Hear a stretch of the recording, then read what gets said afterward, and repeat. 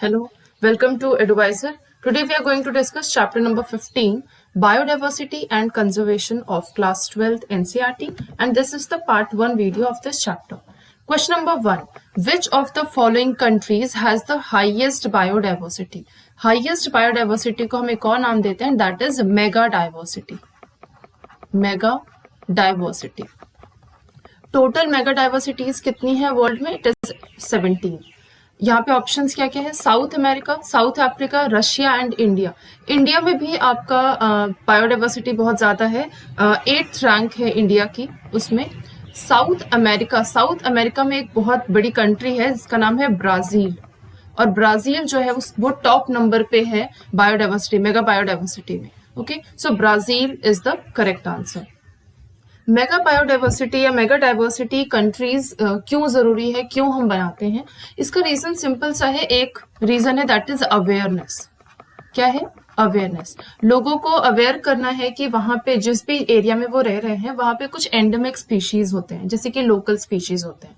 ठीक है, उनको हमें हमेशा प्रोटेक्ट करके रखना चाहिए. कोई भी अलग से आप एलियन स्पीशीज के जरिए उनका एक्सटिंक्शन नहीं होना चाहिए. तो सब चीज को सिक्योर रखे, सब चीज को प्रोटेक्ट भी करते रहे. तो ये अवेयरनेस प्रोग्राम है एक तरीके से मेगा डाइवर्सिटी. ठीक है. Second question number 2. Which of the following is not a cause for loss of biodiversity? Loss of biodiversity के लगभग अप्रोक्सीमेटली 4 रीजंस है. 4 बहुत इंपॉर्टेंट रीजंस है. अब क्योंकि 4 रीजंस है इसलिए हम इसको एक नाम देते हैं, दैट इज एविल क्वार्टेट. ठीक है. पहला रीजन क्या है? Habitat loss and fragmentation. Habitat loss और फ्रेगमेंटेशन का मतलब क्या होता है? जैसे फॉर एग्जांपल आप ले लीजिए ट्रॉपिकल रेन फॉरेस्ट का. ट्रॉपिकल रेन फॉरेस्ट जो है वो अप्रोक्सीमेटली 14% था और 14% से अब हो गया है 6%. क्यों? क्योंकि हमने ट्रॉपिकल रेन फॉरेस्ट को ना 2 हिस्सों में बांट दिया. या तो हम उसमें सोयाबीन का कल्टिवेशन कराने लगे. ठीक है, सोयाबीन का कल्टीवेशन कराने लगे. और सेकंड जो है हम उसको ग्रासलैंड में कन्वर्ट कर रहे हैं. ग्रासलैंड में कन्वर्ट किस लिए कर रहे हैं? ताकि हम ग्रेजिंग, बीफ कैटल की ग्रेजिंग के लिए हम उसको कर पाए.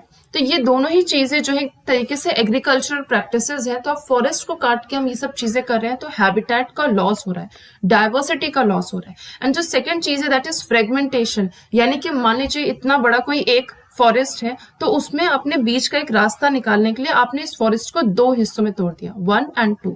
तो ये जो रास्ता आपने निकाला है उससे क्या हुआ? यहाँ के जो डाइवर्स हैं, प्लांट्स हैं या एनिमल्स हैं, वो तो खत्म हो गए. ठीक है, और ये भी जो एनिमल्स जो फ्रीली इस पूरे एरिया में मूव कर सकते थे, अब उनके लिए अलग अलग कॉरिडोर बन गया. ये अलग स्पीशीज हो जाएंगे, ये अलग स्पीशीज हो जाएंगे. तो इस वजह से हमने क्या किया? फ्रेगमेंटेशन. तो फ्रेगमेंटेशन की वजह से भी बायोडाइवर्सिटी का लॉस होता है. इसको आप ए और बी करके एक रीजन मान सकते हैं. सेकेंड रीजन है ओवर एक्सप्लॉइटेशन. किसी भी एनिमल का बहुत ज्यादा एक्सप्लॉइटेशन, यानी कि एक वर्ड है कि when need turns into greed. जब आपकी जरूरत, आपका लालच बन जाता है तो हम क्या करते हैं? हम ओवर एक्सप्लॉइट करते हैं. जैसे फॉर एग्जांपल डोडो, स्टीलर काउ. डोडो हो गया, डोडो पक्षी है, स्टीलर काउ है, पैसेंजर पीजन है. तो इनको पहले ये हमें अच्छे लगते थे, हम इनके कुछ कुछ चीजों को यूज करते थे, हम फॉरेस्ट पे फूड और शेल्टर के लिए डिपेंडेंट रहा करते थे. लेकिन धीरे धीरे ये एक लालच में बन गया. इसको हम स्किन को बेचने लगे, उसमें हमने और ज्यादा डोडो पक्षी को खत्म करना चालू किया. इससे क्या हुआ? एक्सटिंक्शन में पहुंच गए. ये एक्सटिंक्ट हो चुके हैं. ये जो मैंने तीनों नाम लिए हैं एक्सटिंक्ट स्पीशीज है. तो हमने ओवर एक्सप्लॉइट किया जिसकी वजह से अब ये दुनिया में रहे ही नहीं. ठीक है, ये सेकेंड रीजन है. थर्ड रीजन क्या है? Invasion of alien species. यानी कि हमारी खुद की जो स्पीशीज हैं, जैसे फॉर एग्जांपल कुछ इंडिजिनस कैट फिशेस थी. ठीक है, कुछ कैट फिशेस थी इंडिजिनस, इंडिया की अपनी. तो हमने एक्वा कल्चर में उसमें हमने उसको डाला और उसके साथ साथ हमने कुछ अफ्रीकन कैट फिशेस भी डाल दी, ये सोच के कि लगभग ये सेम ही तो हैं. लेकिन उस एलियन स्पीशीज के वजह से ये जो हमारी खुद की स्पीशीज, एंडेमिक स्पीशीज है, अब देखो यहाँ पे क्या हुआ? कॉम्पिटिशन स्टार्ट हो गया. और कॉम्पिटिशन में कोई एक ही जीतता है. तो एलियन स्पीशीज जो है वो बाहर से आई है, अभी वो यहाँ के स्पीशीज को उन्होंने खत्म कर दिया. तो एंडेमिक यहाँ पे स्पीशीज जो है वो खत्म हुई. तो एलियन स्पीशीज के इन्वेजन की वजह से भी हमारे एरिया का जो लोकल पॉपुलेशन है वो खत्म होता है जानवरों का. फोर्थ है इसमें को एक्सटिंक्शन. को एक्सटिंक्शन क्या होता है? फिग और वास्प जैसे, या फिश और पैरासाइट। तो यहाँ पे को एक्सटेंशन का मतलब कि जब प्लांट और पॉलिनेटर जो है म्यूचुअलिज्म के साथ को इवॉल्व करते हैं, ठीक है। जैसे मान लीजिए कि फॉर एग्जाम्पल आप यहाँ पे एक ले सकते हैं फिग और वास्प का। आपको पता है कि फिग जो है इस वास्प के लिए एग और लार्वा को करने के लिए, मतलब एग लार्वा में कन्वर्ट करने के लिए ये फिग अपना एक पोर्शन उसको दे देता है, यानी कि एक तरीके से शेल्टर दे देता है वास्प को। और इसके तहत वास्प का क्या काम करता है, वो फिग का पॉलिनेशन करवा देता है। तो दोनों को एक दूसरे से फायदा मिल रहा है। यहाँ पे क्या हो रहा है, को एक्सटेंशन, या आप कह सकते हो म्यूचुअलिज्म। दोनों को एक दूसरे से फायदा मिल रहा है। लेकिन अगर क्या होगा, ये फिग का हमने एक्सटेंड कर दिया, मान लीजिए ये फिग खत्म हो गई, तो क्या होगा, ये वास्प जो है वो रह नहीं पाएंगे। म्यूचुअलिज्म में प्रॉब्लम यही होता है, दोनों एक दूसरे पे डिपेंडेंट रहते हैं। अगर एक खत्म हो गया तो दूसरा अपने आप खत्म हो जाएगा, ठीक है। तो को एक्सटेंशन में भी बायोडायवर्सिटी का लॉस होता है। तो ऑप्शन देखिए क्या इसमें कौन कौन से, डिस्ट्रक्शन ऑफ हैबिटेट ये तो कॉज है, इन्वेजन ऑफ एलियन स्पीशीज ये भी है, over exploitation of natural resources ये भी है, keeping animals in zoological park this is not the reason of, not the cause of loss of biodiversity. तो 2 का C is the correct answer. Question number 3, which of the following is not an invasive alien species. इनमें से कौन सी invasive alien species नहीं है।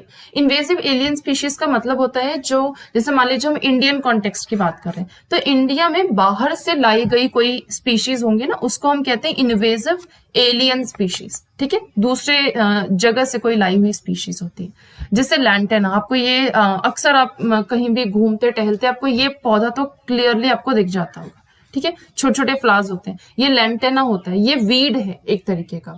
और ये जहां भी ग्रो, ये बहुत ज्यादा एरिया में ग्रो कर जाता है, सनलाइट को कैप्चर कर रहा है, सारे कंपटीशन कर रहा है और जीत भी रहा है, ठीक है। तो लैंटेना को आपने अक्सर देखा होगा। This is a invasive alien species. Second है आपका आइकॉर्निया, जिसको आप वाटर हाइसिंथ कहते हो। वाटर बॉडीज में अगर एक दो भी आपने उसमें लगा दिया तो पूरा का पूरा वाटर बॉडीज इससे फिल हो जाता है। आपने ये अक्सर देखा होगा कहीं रास्ते में जाते हुए, ठीक है। तो ये आइकॉर्निया है, ये भी वीड स्पीशीज ही है, ठीक है। और जो थर्ड है दैट इज पार्थेनियम, इसको हम कहते हैं कैरेट ग्रास, ठीक है। पार्थेनियम को क्या कहते हैं, carrot grass.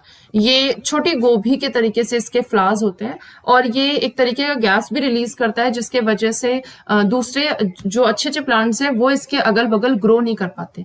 And it is a weed जो आपको हर एरिया में आपको दिख जाएगा, चाहे वो कोई सा भी एरिया है, हर रीजन में ये आपको पाया जाता है, ठीक है। This is also a invasive alien species.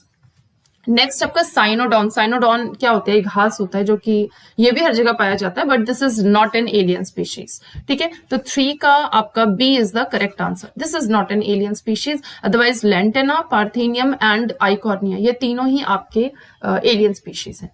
Question number 4, where among the following will you find pitcher plant. Pitcher plant आपको कहाँ मिलेगा। सबसे पहली बात, जो ये पिचर प्लांट है वो किसका मॉडिफिकेशन है।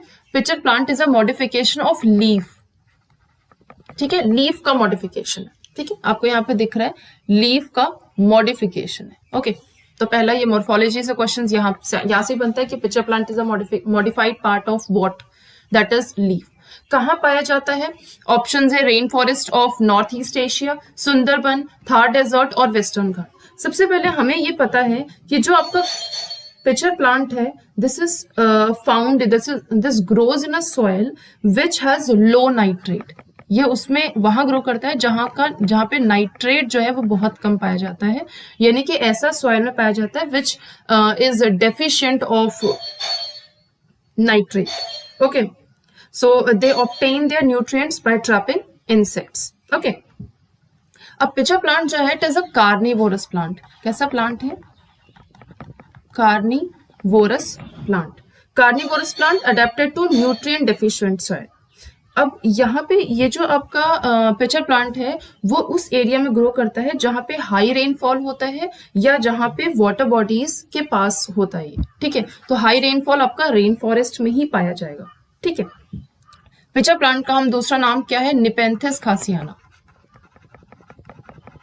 निपेंथिस खासियाना, ठीक है, ये इसका नाम है। ये इंसेक्ट को ट्रैप करके उसके नाइट्रोजन को एब्जॉर्ब कर लेता है और अपना फूड लेता है। सुंदरबन एक एरिया है जहां पे आपको अक्सर दिख जाएंगे मैंग्रोव फॉरेस्ट, पूछा जाए मैंग्रोव फॉरेस्ट कहाँ होते हैं तो सुंदरबन में मैंग्रोव फॉरेस्ट, ठीक है।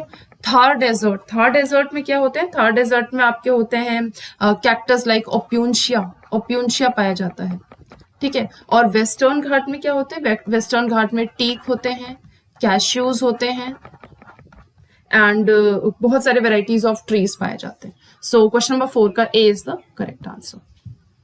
Question number 5. Which one of the following is not a major characteristic feature of biodiversity hotspots?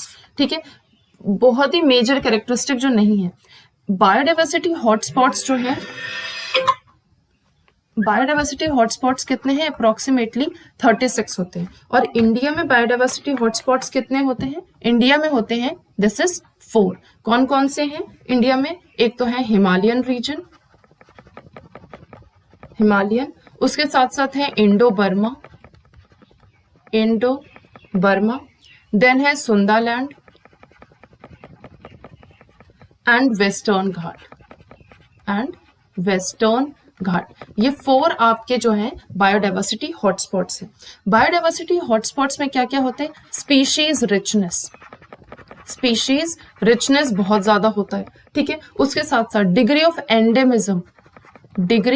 Endemism भी यहाँ पे बहुत ज्यादा है। और अगर ये दोनों चीज बहुत ज्यादा है तो यहाँ पे थ्रेट भी बहुत ज्यादा होगा, ठीक है। तो ये तीनों चीज, ये आपके कैरेक्टरिस्टिक है बायोडाइवर्सिटी हॉटस्पॉट्स के। देखिए क्या क्या है, large number of species, yes यहाँ पाया जाता है। अबंडेंस ऑफ एंडेमिक स्पीशीज, ये भी है।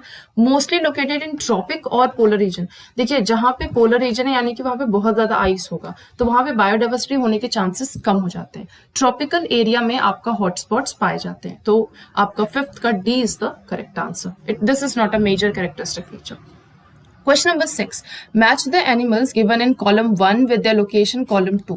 डोडो, देखो यहाँ पे जितने भी चारों लिखा है, all these 4 are extinct species.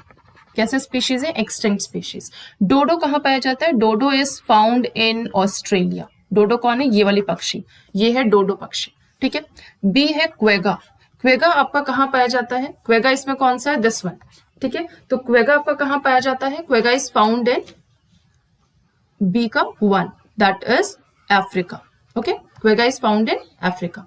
थाइलासीन जो है वो आपका ऑस्ट्रेलिया में पाया जाता है, बहुत ही फेरोशियस होती है थाइलासीन ऑस्ट्रेलिया में। और स्टिलर सी काउ, ये है स्टिलर सी काउ। स्टिलर सी काउ जो है वो रशिया में पाया जाता है। तो ऑप्शन ए का 3rd, बी का 1st, सी का 4th एंड डी का 2nd। So D is the correct answer. Question number 6 का D is the correct answer. So with this, thank you.